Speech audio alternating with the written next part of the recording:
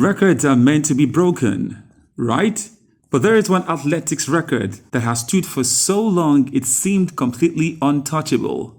The event, the women's 100 meter, the time 10.49 seconds, set 34 years ago, was completely untouchable until now. Indianapolis. Florence Griffith Joyner in lane 5.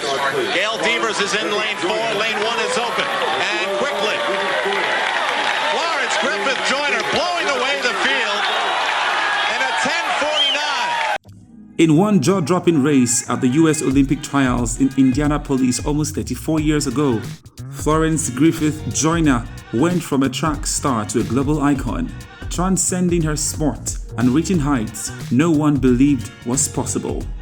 But who was Flo Jo, and how close is Olympic champion Eliana Thompson-Herah to her record? Florence Griffith Joyner was born on 21 December 1959 in Los Angeles. The seventh of 11 children, she was faster than most of her brothers and competitive with them too. By the time she was in primary school, she was already competing in track meets. Griffith Joyner attended California State University but dropped out when she was 19 to work in the bank so she could financially support her family. At the 1980 American Olympic trials, the 20-year-old Griffith Joyner competed in the 200 meter, finishing 4th and missing out on an Olympic spot by just one place. It was at those trials that she met her future coach and husband, Al Joyner, the 1984 Olympic triple jump champion and brother of Olympic heptathlon and long jump legend Jackie Joyner-Kersee. A few years and a proposal with flowers, violins and limousine. Later, in 1987, Al Joyner and Florence Griffith married, and Florence became Flo Jo. By this point, she had won her first Olympic medal, silver, age 24, in the 200 meter at her home games in 1984. After the 1984 Olympics, Flo Jo went back to working in a bank. Her training took a back seat, and she didn't compete at the US Championships in 1985. Flo Jo returned to athletics full-time in 1987. Al Joyner and his brother-in-law Bob Kersee were on a mission to transform Flo Jo into an Olympic champion. Just 4 months after she returned to full-time training, Flo Jo won a 200-meter silver medal at the 1987 World Championships in Rome, clocking under 22 seconds for the first time. It was then that she ramped up her training, focusing on nutrition and lifting weights with one clear goal: to qualify for the 1988 Olympics in Seoul. But before the medals came the fashion. It was like nothing anyone in the athletics world had seen before. She lit up the track wearing hooded speed skating bodysuit, vibrant bikini bottoms, and lace onesies. And she designed her own looks. She could knit, sew, and crochet. Her husband says she experimented with her track outfit at college because she found UCLA's track uniforms boring. In 1988, she began wearing what she called one-leggers, which came about after she accidentally cut one leg shorter than another. But it wasn't just what she wore, it was her nails too, and most of the time, she did her own manicures. For the Olympic Games in 1988, her nails were 6 inches long, painted red, white, blue, gold, and most definitely on flick. Flo Jo was the first woman to unapologetically bring her fashion to a sporting arena, and she did it in style. She paved the way for women to be themselves on the track, and 30 years later, on the biggest athletic stage, the impact Flo Jo had on the sport is evident everywhere you look. Jamaica's Grace Jackson, who won a silver medal in the 200 meter behind Flo Jo at the 1988 Olympics, called her style brave. She said Flo Jo dressed to impress, which was how she wanted to perform. Serena Williams at the Australian Open 2021 said, "I was inspired by Flo Jo, who was a wonderful track athlete, an amazing athlete when I was growing up. Watching her fashion just always changing, her outfits were always amazing. But it wasn't just what she wore that was unique. It was her talent too. On 16 July 1988, Flo Jo solidified her place in the history books and became a global icon overnight. The American Olympic trials and national championships were taking place in Indianapolis, and this time Flo Jo was set to qualify for the 100-meter as well as the 200-meter. She was in excellent form weeks before she had run a new personal best PB of 10.89 seconds in the 100-meter. That was still slower than the three best times of then American record holder Evelyn Ashford, the fastest of which was 10.76.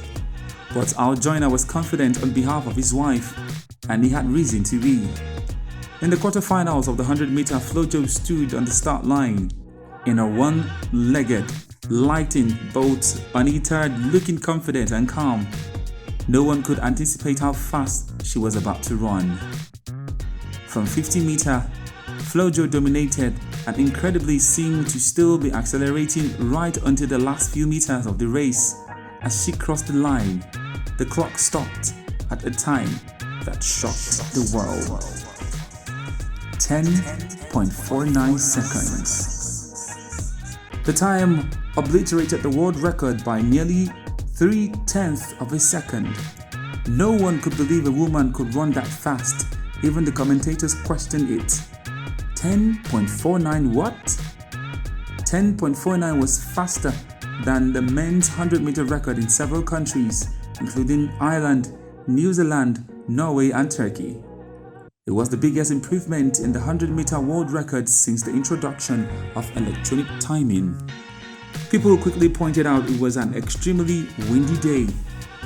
The wind gauge for the 100-meter race read 0.0, but on the opposite side of the track, on the triple jump runway where Al Joyner was competing, the wind reading was 4.3 meters per second, more than double the legal limit. Despite the record being deemed legal, the International Athletics Annual of an Association of Track and Field Statisticians has since listed the run as probably strongly wind-assisted but recognized as a world record. The next day, Flo Jo had a semi-final to run. In the final, she ran 10.61 seconds, and this time, the wind reading was a legal plus 1.2. Over those 2 days and 4 rounds of the 100-meter, Flo Jo ran the 3 fastest times in history. Flo Jo went on to win the 100-meter and 200-meter at the Seoul Olympics, with the 4x100-meter relay making her the triple Olympic champion. In the 200-meter semi-final, she broke the world record which had stood for 9 years, less than 2 hours. She broke her own record when she stomped to victory in the final in a time of 1.34 seconds. It was an improvement of 0.22 seconds from the semi-final and over half a decade in the past year. But for many, the margins of those improvements placed an invisible asterisk next to Flo Jo's name and records. She was running in an era when doping in men's sprinting dominated the headlines. The Seoul Olympics were no exception, overshadowed by Canada's Ben Johnson winning the men's 100-meter but later testing positive for steroids. Flo Jo was drug tested regularly, including 11 times in 1988, but never tested positive for banned substances. In February 1989, at the age of 29, she retired suddenly, causing the drug rumor mill to go into override. Surely she was at the peak of her career. Why retire now? Her critics believe her retirement was due to fear of being caught doping with the recent introduction of random drug testing. It was never about drugs, it was about hard work decision. Joyner says it was him who asked Flo Jo to retire so they could start a family. She wanted to become a mom, he said. The following year, Flo Jo gave birth to a baby girl. In 1988, at the age of just 38, Flo Jo died in her sleep. An epileptic seizure was the cause of her death. Flo Jo had a rare disease, an lesion on her brain that caused seizures, a problem which had only surfaced when she gave birth to her daughter. Al Joyner said, "I remember calling 911 hoping they'll tell me it was a dream." Former US President Bill Clinton said, "We were dazzled by her speed, humbled by her talent, and captivated by her style." In over 30 years, no athlete had run within touching distance of Flo Jo's 100-meter record. When you believe, everything is possible. That's it today on Sport Roundup. Make sure you keep it a date with us tomorrow. We'll be right here. And remain that person you always want to listen to, Timmy K.